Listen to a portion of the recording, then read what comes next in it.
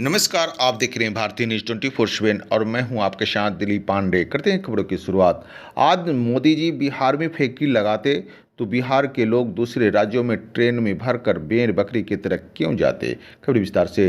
पटना में जन स्वराज के संस्थापक प्रशांत किशोर ने प्रधानमंत्री नरेंद्र मोदी पर निशाना साधते हुए कहा कि आप लोग अपने पेट काट कर अपने बच्चों को बड़ा किया।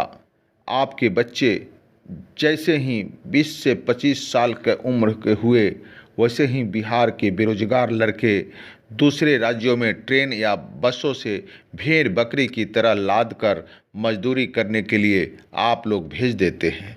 बिहार के लोगों ने 40 लोकसभा सीट में से 39 लोकसभा सीट जिताकर 39 सांसद को जिताकर नरेंद्र मोदी के झोली में दिए और दूसरी बार प्रधानमंत्री बनाए। पर क्या उन्होंने बिहार में आज तक बिहार के विकास के लिए एक भी बैठक करना जरूरी नहीं समझा और नहीं किया।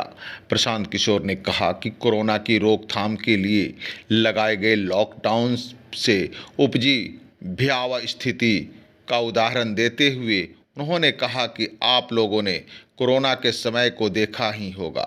जिन बिहार के मजदूरों को दूसरे राज्यों के लोगों ने मार मार कर भगा दिया, उन्हीं मजदूरों को फिर ट्रेन से, बसों से और हवाई जहाज़ों में टिकट कटाकर लेकर लॉकडाउन हटने के बाद फिर वही दूसरे राज्यों के लोग बिहार के लोगों को वापस बुलाया गया।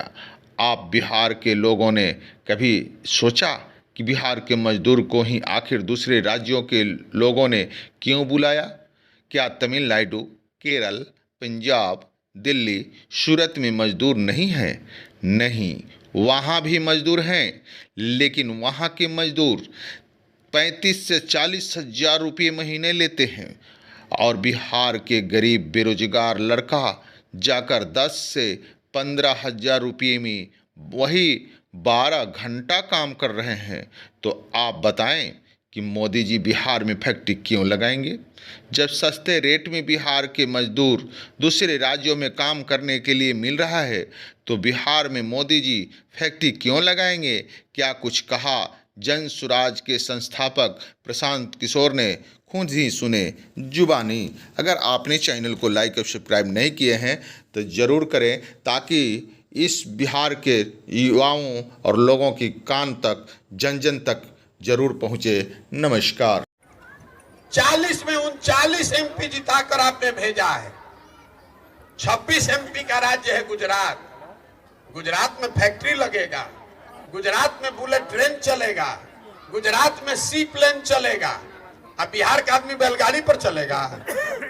हम लोग मुफ्त में वोट देते रहेंगे तो गलती मोदी जी का है कि हम लोग का है। एक शहर है गुजरात में सूरत, एक अकेले शहर सूरत में 5 लाख से ज्यादा बिहार के लड़के मजदूर हैं।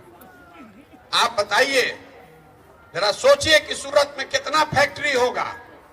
अगर मोदी जी सूरत में इतना फैक्ट्री लगवा सकते हैं तो 2-4 वैशाली या चंपारने में लगवा देते। देश में कौन सा ऐसा उद्योगपति है जिसको आज प्रधानमंत्री बुला के कह दें कि नहीं तुमको वैशाली में फैक्ट्री लगाना है, तो किसको दम है कि कह देगा कि नहीं लगाएंगे? तो काहे नहीं मोदी जी फैक्ट्री यहां लगवा रहे हैं? अरे आपको ये समझ में नहीं आ रहा है। अगर फैक्ट्री यहां लग जाएगा तो 15,000 रुपया में 2 करोड़ जवान मजदूर मिलेंगे कहां से? पूरे देश में हम लोग मोटरसाइकिल, कार, फ्रिज, सीमेंट, छड़ नहीं बना रहे हैं। हम लोग खाली बना रहे हैं मजदूर। जवान लड़कों को आप पेट काट काट के पाल पोस के बड़ा किए। 20 साल 25 साल का लड़का हुआ, ट्रेन में, बस में भेड़ बकरी की तरह बैठ के बिहार का लड़का जा रहा है। सब आपने देखा कोरोना के दौरान जिन मजदूरों को, जिन बच्चों को मार के भगा दिया लोगों ने, उन्हीं मजदूरों को वापस बुलाने के लिए लोग ट्रेन से, बस से, प्लेन का पैसा देके बुलाया। क्यों बुलाया? तमिलनाडु में मजदूर नहीं है, केरल, गुजरात में मजदूर नहीं है, वहां पर भी मजदूर है, लेकिन तमिलनाडु में जो मजदूर है वो लेगा महीने में 35,000 40,000 रुपया। और बिहार का गरीब बच्चा जाकर काम कर रहा है 15,000 रुपया पर।